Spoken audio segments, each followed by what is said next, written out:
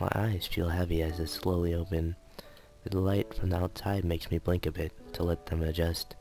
My body feels like lead and my head feels just as heavy. Waking up to an unfamiliar ceiling is an uncomfortable feeling. It reminds me of the first time I woke to a dimpled white tile ceiling of the hospital. It's only after spending a few seconds staring up at it that I realize where I am. This is Hanako's dormitory. I feel as though my heart stopped again as the events of the last night rushed through my head. Blood rushes to my cheeks and I shut my eyes once more.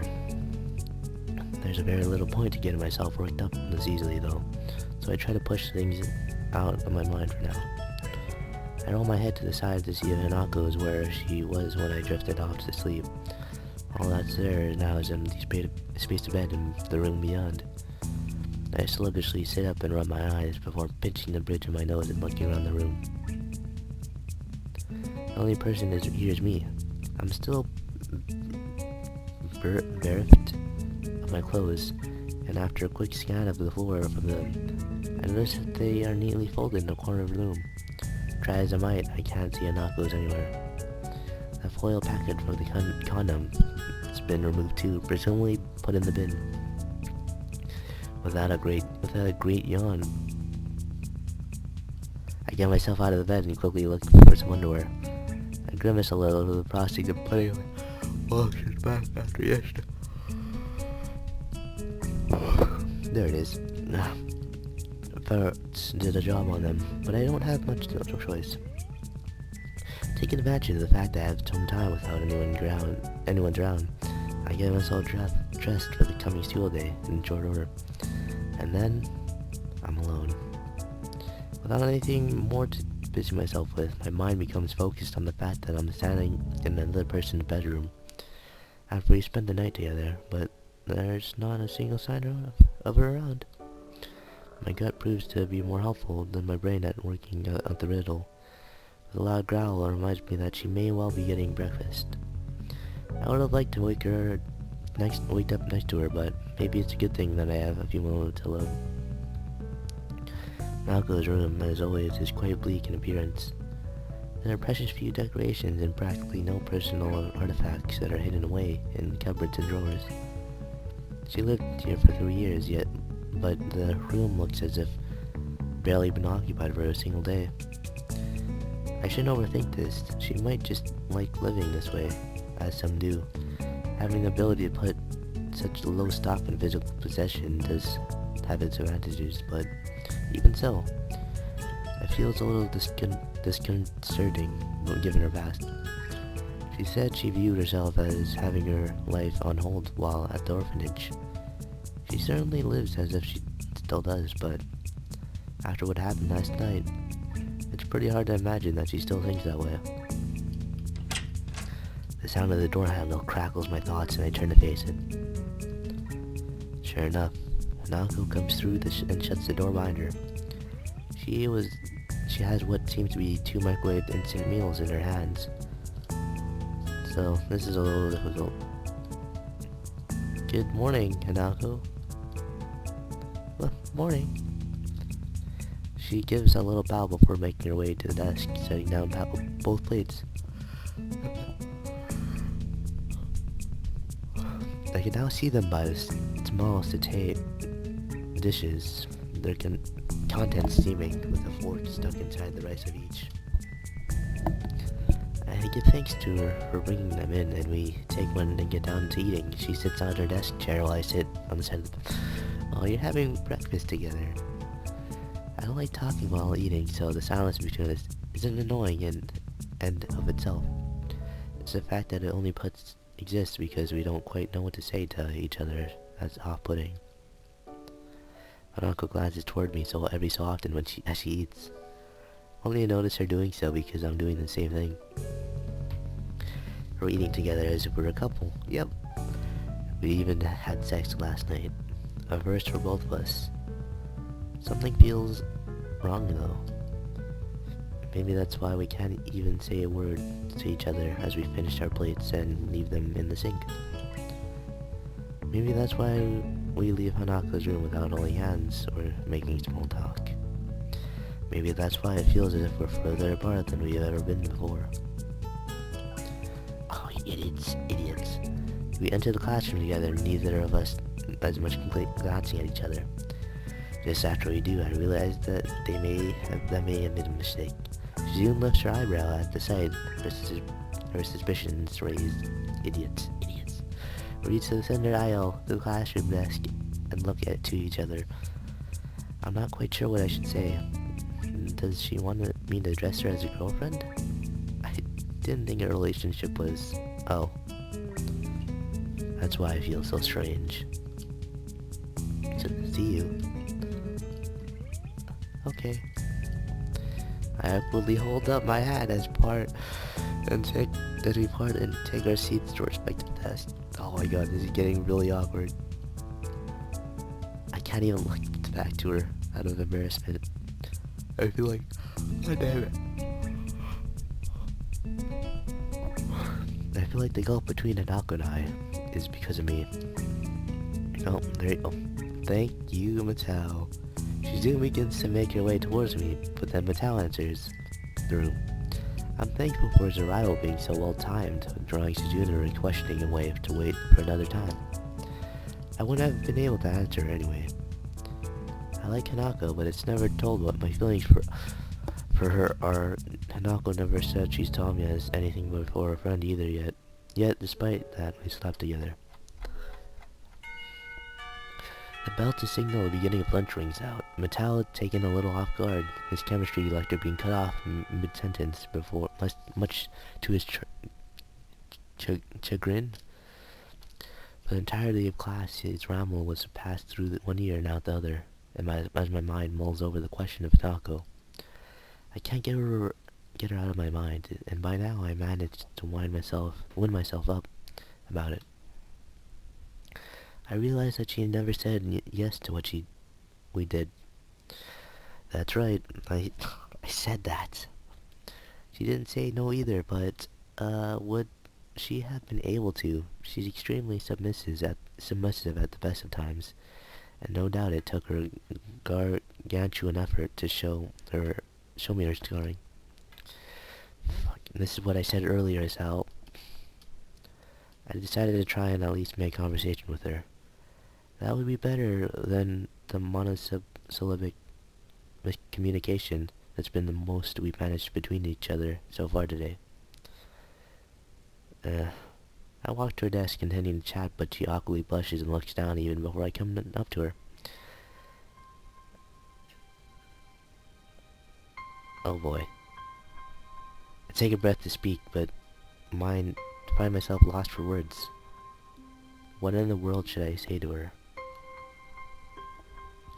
Hearing approaching footsteps, I turn to see Misha and Misha already making their way towards us, no doubt with intent to start asking troublesome things. A couple of other classmates are looking at us and gossiping each other between themselves as they throw sidelong glances. They must have also noticed Hanako and I coming in together earlier.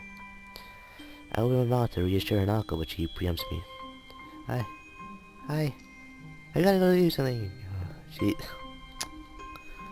She hasn't done that since, like, the start of the game. Like, since we first met her, that's how she left. Like, in the library.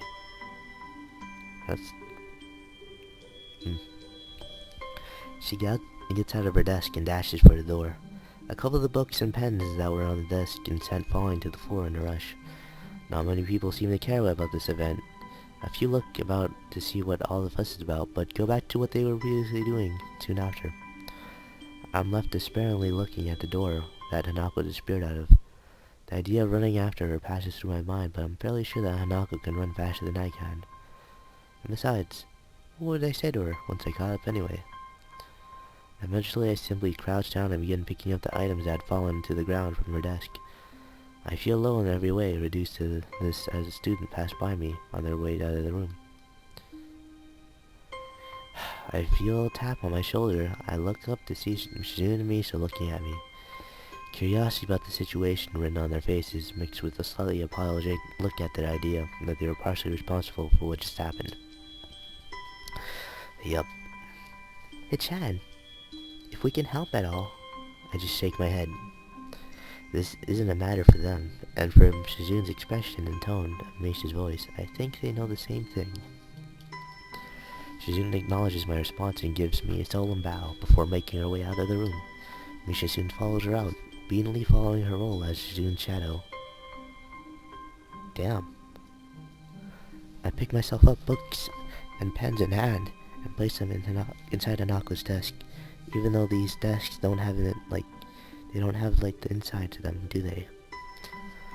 With the classroom now empty, I end up just leaning against their desk and thinking to myself in silence. It feels like there's a complete emotional disconnect between Hanako and I. We haven't known each other for all that long, and despite wanting to start going out with her, I really don't know much about how Hanako views things. I've been studying as hard as I can for exams, but I still don't feel like I have any real sense of direction behind it. I try to be his friend to Hanako, even if I could tell her my feelings, and all we've done is drive each other apart. I couldn't even write a letter back to the one girl who ever loved me, Hanako. What should I do? What can I do? I simply don't know the answer to either of those questions. I do know that nobody else can help me with them. Just going back to the way things were would be enough to make me happy. But I know that it can never happen. Something changed between us last night. Maybe it changed beforehand, and it just came to a head then. I know that there's a wall that Hanako has between me and her. I've been hitting that wall every time I've tried to interact with her on any level. But now I'm beginning to think that I've passed my own wall between us just as much as she does. She had to practically drag my past out of me, and mine was much less traumatic than hers. I want to say it's because I haven't had long to adjust since my heart attack, but I know full well that it would just be an excuse. The one time I recall when it really felt like she was opening up to me of her own accord, when we were playing billiards in the city. I was the one who stopped her from going further. I want to know Hanako better. I want to save her friendship, if not begin a relationship with her.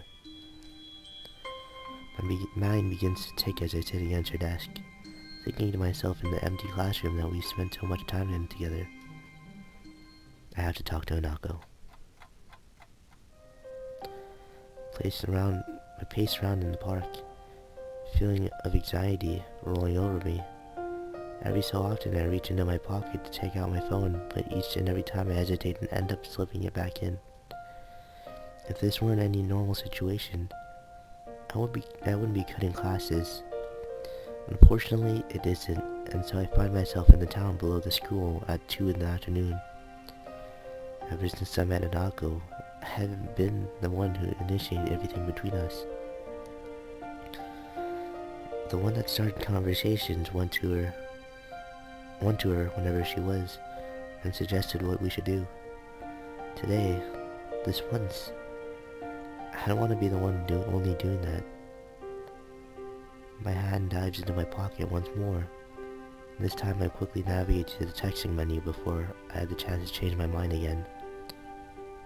Hanako, if you want to talk, I'll be in the park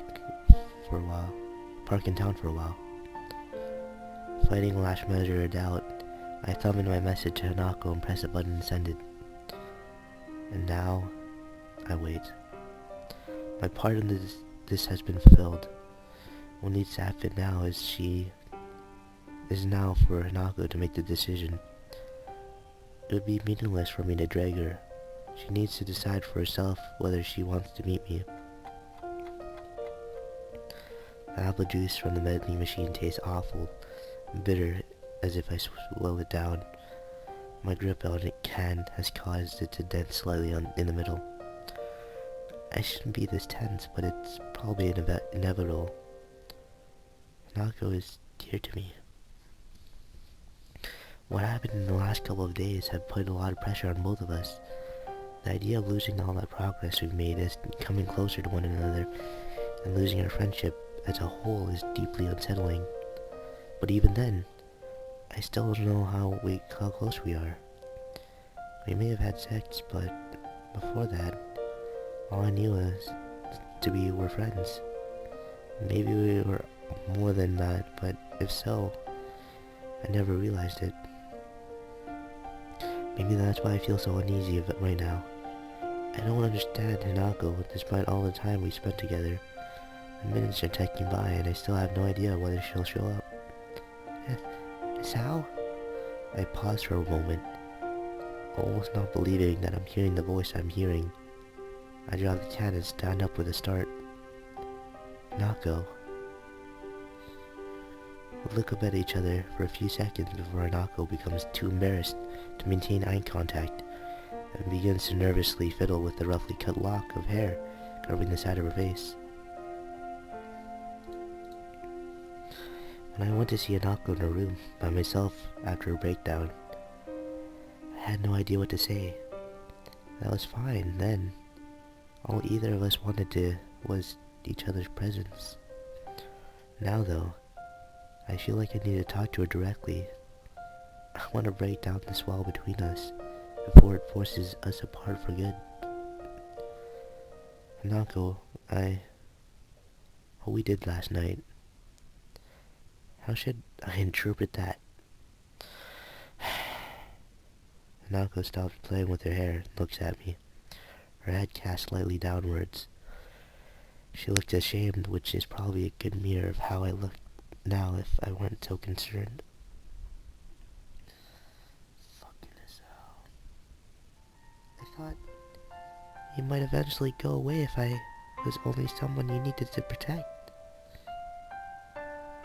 I thought if I let you do that, you might see me as someone more than that. Her reaction is disbelief, but I did do it with her after all. I had plenty of opportunities where I could have stopped things, stepped back, and questioned what we were doing. In the end, though, I didn't. Horrible feeling rises in the pit of my stomach. She offered herself to me because of what she thought I wanted, and now it feels like I took advantage of her. She may have been willing, but only under false premises. I've never been good at hiding my emotions from physical showing, and now it's no different. Hanako looks down once more. A strange mixture of depression, regret, and sickness ran into her face.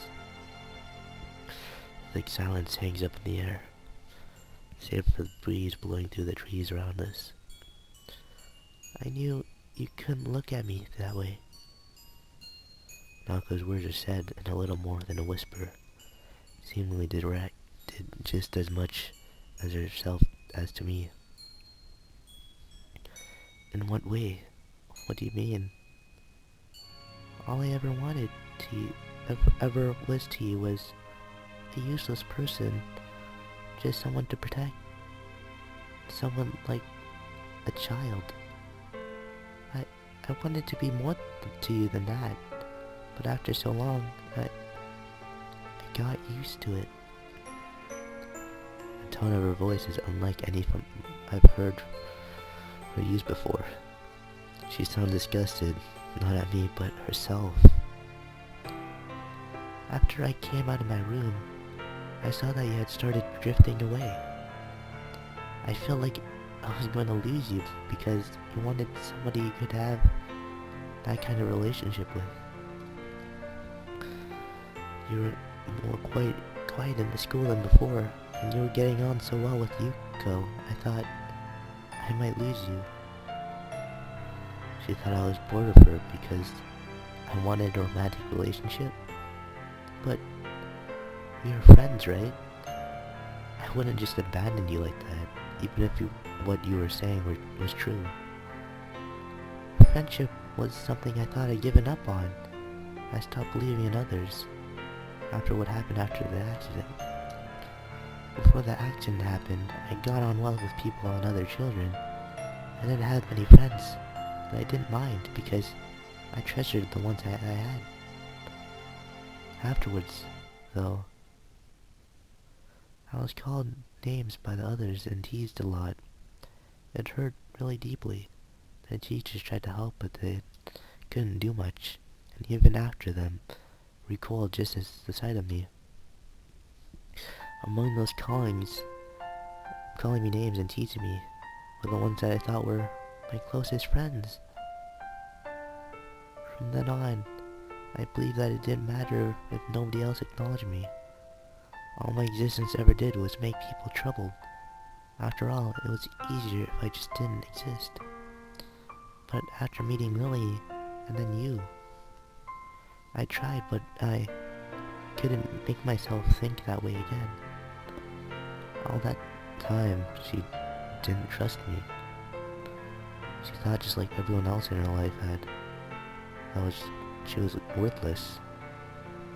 Someone to throw away once I got bored of being with her. That hurts. It's the one kind of person I never ever want to be seen as.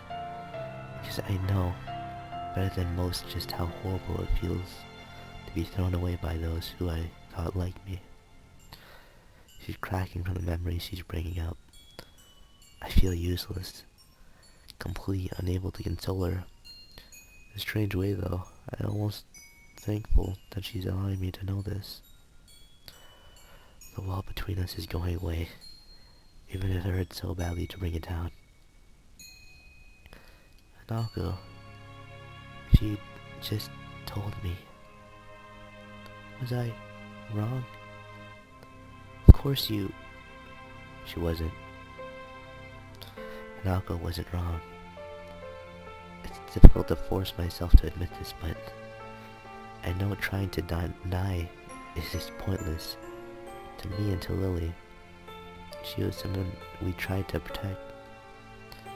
She had become to me what I became to my friends after my heart attack. A broken person.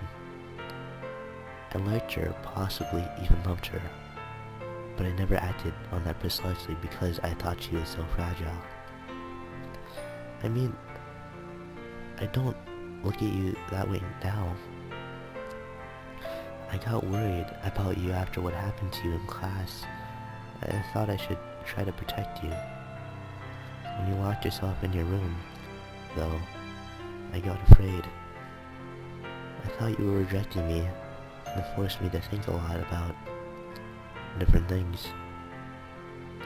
I wasn't rejecting you. She blurts it out with almost a scared tone in her voice, taking me off guard. She quickly becomes embarrassed by her outburst before clenching her fists and working through what she wanted to say in her mind. I wouldn't ever do that. Not to you. Even though I was scared. Even though I tried to push you away. You still tried to get closer to me. I locked myself away because I was just a burden to you. To Lily. To everyone. Every birthday was the same. Everyone doing their best to pretend that I mattered. Everyone pretending everything was alright for that one day of the year. I didn't want to exist, but they wouldn't let me. Even after meeting Lily, everything was the same.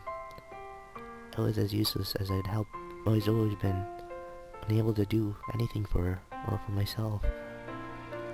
I didn't want you to be the same way. I don't want to be the same way to you. Lily and I were completely wrong. From what she said, everything we did for her, it would have only made her feel worse. Even what little I thought I had right about her was a complete misjudgment. After you locked yourself in your room and decided to try to work out the past as well and sort out my future, I didn't know how to deal with the things I'd lost by coming to Yamaku, so I was trying to sort them out myself. I thought it would help us become better friends if I did that. Silence hangs in the air again. I try to keep looking at her when I can't. I feel really low, and though I want to apologize, I don't know how I possibly could. I hear her take a deep breath and only look back to her after hearing her drop to the ground.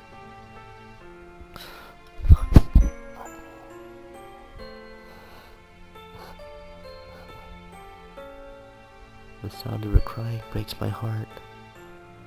I know I'm responsible for this, and I know that I can't do anything to help her. Hanako feels shamed, then I feel all the more to do so. I rush to her as tears continue to roll down her cheeks. Unabated, wrapping my arms around her. I don't care how much I most look anymore. I just want to be close to her right now. I'm sorry, Kasao.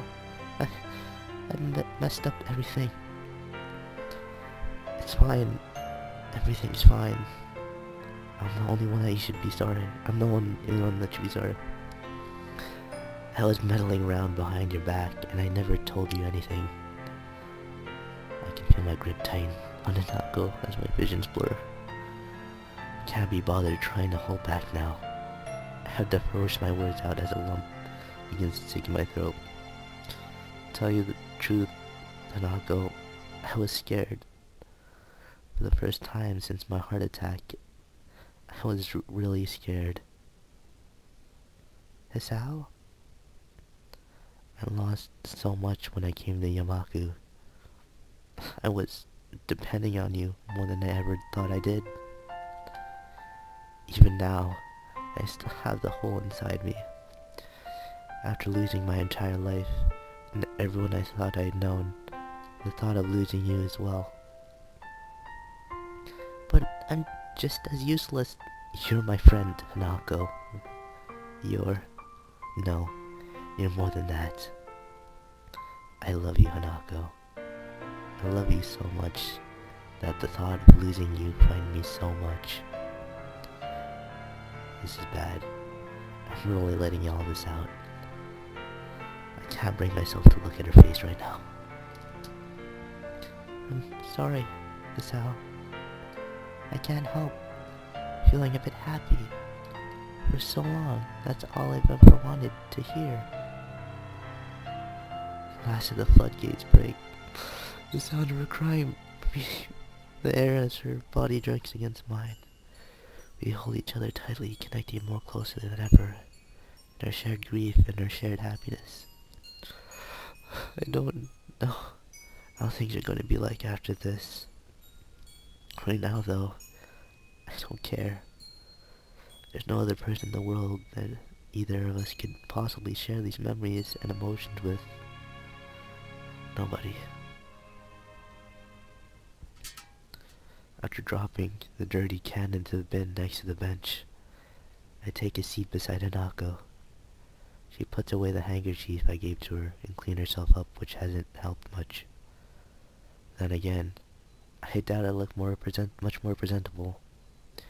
Even now I feel emptied and a bit embarrassed. After letting my emotions out in public like that, it's not a bad sensation though. I think Hanako feels the same way too. Have you calmed down a bit? Yes, thank you. For a while, we just sit and take our time before talking again to one another. We both need a little time to collect ourselves. The weather is nice at this time of year. Yeah, it is. I close my eyes for a moment, relishing the feeling of the sun's heat and the cool breeze against my face. The weather really is nice today. Really, really nice. You know, I don't really want to go back to class right now. Do you? She shakes her head as she finishes wiping her eyes with her cuff. The small smile she gives is nice, and it's a reminder how earnest it can be. Smiling for other people might be completely normal, everyday thing. For Hanako, though, she smiles so rarely and so sincerely that each and every time she does it, I feel a sense of relief and happiness. I'm sorry for everything. It's okay. I think we both have a bit to be sorry for. I know that. I'm too shy. I know you want me to be. I don't think I can. You can change, Hanako. I know that because even in the time I've known you, you've already changed. To be honest, just being able to sit here and talk to you like this means that you've changed a lot since we first met. But I can't be like that for anyone else. I don't have any plans for after school ends either. Hanako's confidence begins to slide down again, but I think that now I can finally talk to her as an equal. I can do it now because I know that we're just the same in so many ways. Just give yourself time, and I think you'll be able to achieve what you want. No, I'm sure that you'll be able to do it. I can see you've been trying, and I have faith in you. And you can depend on me if you feel like you need someone to support you, you know. But I can't ask that of you. You can, because that's exactly what I'm asking of you. I'm going through the same thing, you know. It's called love. Hanako smiles before I get off the bench and dust myself off. She does the same thing in the short measure. I'm kind of hungry.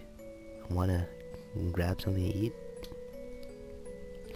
She nods vigorously, the way she's smiling, the way she's acting, even just the general air she gives off. I feel as if this is the first time I've seen her genuinely happy. We both make our way onto the street, walking beside each other. Isao? Yeah?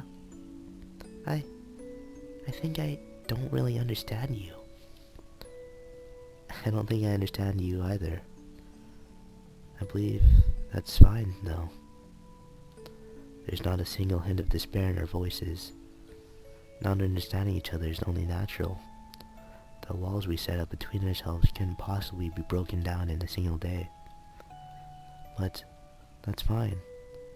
As long as we take it day by day and try to understand one another, I think everything will be okay. As we walk down the street through Hanako's eyes, though Hanako's eyes deflect to my face and back to the street repeatedly. Is something on your mind? You look restless. She slows down before stopping completely when I turn to meet her.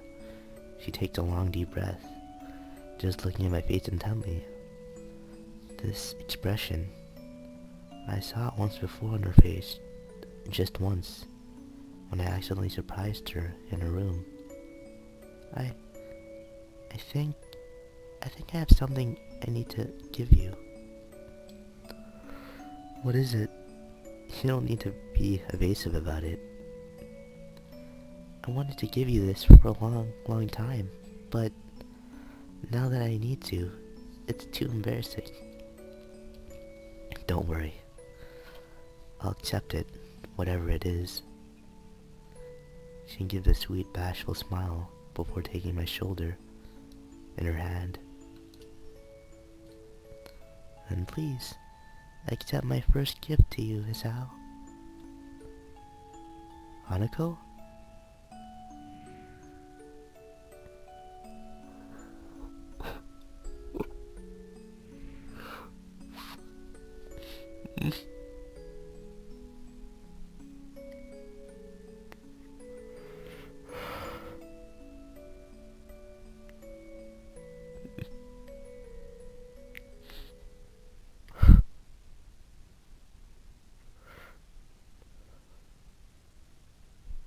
That's the end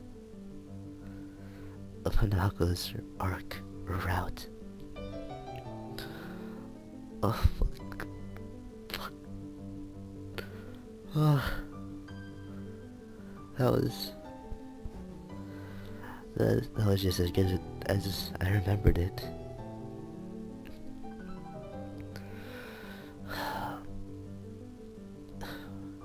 I'm speechless right now. I can't. I don't. You can see all like their concept art of her, the background there, which is really nice. The fact that this was made from Four Leaf Studios, the way that this was made is incredible. I'm so glad they made it. Thank you.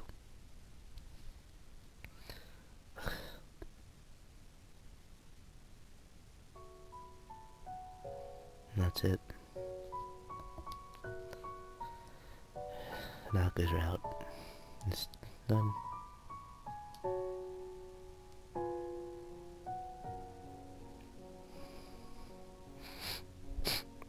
I guess I'll see you next time on whichever route I choose on Katawa Shoujo. I'll see you then. Thanks for watching. I hope you enjoyed.